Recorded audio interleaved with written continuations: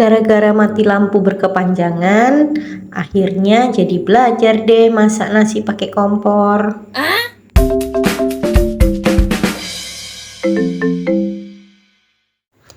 Hai semuanya, apa kabarnya hari ini? Semoga dalam keadaan baik-baik saja ya.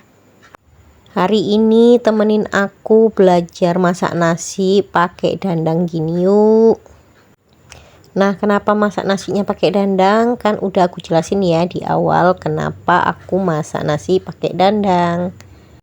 Nah, sebelum-sebelumnya kalau mati listrik yang berkepanjangan gini selalu tahu infonya itu ada dibagiin di sosial media.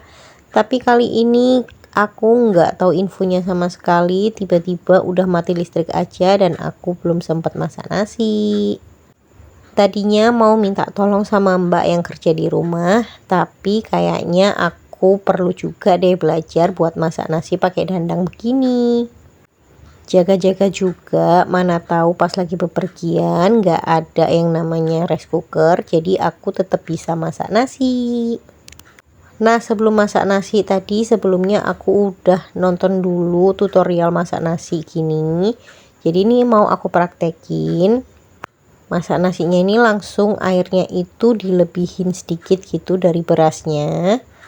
Terus dimasak pakai api kecil sekitar 15-20 menit.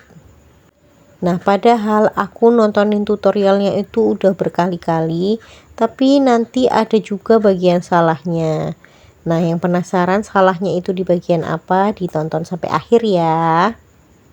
Nah, setelah aku ukur-ukur kira-kira itu sudah pas sesuai dengan cara yang dibagiin di channel YouTube itu. Jadi mau mulai aku masak. Nah, ini kira-kira setelah 15 menit ternyata airnya udah mulai menyusut.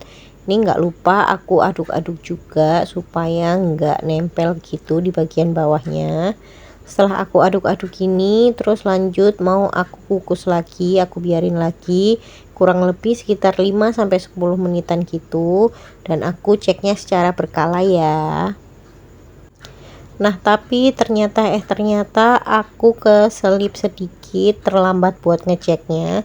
Ternyata si kukusan nasi ini udah blebek-blebek sampai airnya itu ngeluber gitu.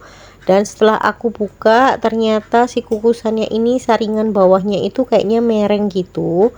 Terus aku coba-coba betulin kan, aku mau coba ratain gitu supaya dia tuh tetap pada posisinya.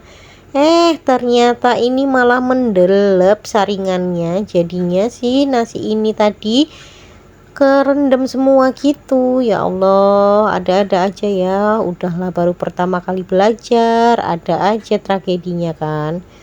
Tapi ini tetap aku coba-coba supaya bisa gitu kan, tapi ternyata tetap aja gitu nggak bisa dibenerin karena kan memang panas gitu ya.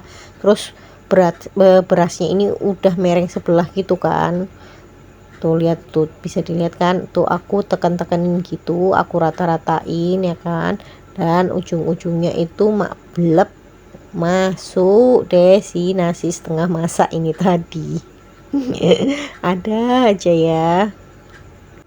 Tapi kalau nggak kayak gini aku nggak bakalan mulai belajar masak nasi dengan cara begini kan. Jadi belajar dari pengalaman juga.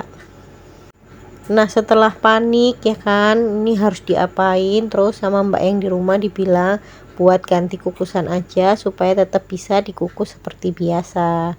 Nah, ini aku pindahin ke kukusan yang lain. Nah, ini ternyata waktu dipindahin ke kukusan ini nasinya ini udah lumayan mateng gitu ya, kayaknya karena kerendam air mendidih di bawahnya itu kan. Nah, kesalahan aku di sini padahal tekstur nasinya ini sudah pas, tapi tetap juga aku siramin pakai air panas. Nah, ternyata metode siram air panas ini cocoknya itu untuk masak dalam skala besar gitu ya. Kayak dia 5 kilo atau 10 kilo kayak untuk orang-orang pesta gitu kan. Nah, ini setelah aku cek setelahnya itu yang ada nasinya itu kelembean gitu. Ya Allah. Tapi nggak apa-apa, next aku bakalan coba lagi masak pakai sistem di aron kayak gini supaya aku jauh lebih bisa gitu ya, supaya dapetin tekstur nasi yang pas gitu. Tapi walaupun lembek gini, nasinya ini matangnya merata gitu ya, masih bisa dimakan kok. Alhamdulillah. Oke, sekian dulu tutorial masak nasi aku ini. Mudah-mudahan bisa bermanfaat juga buat teman-teman yang lagi belajar masak nasi tanpa rice cooker. Dan tentunya tetap jadi pribadi yang lebih bersyukur lagi ya. Assalamualaikum, bye.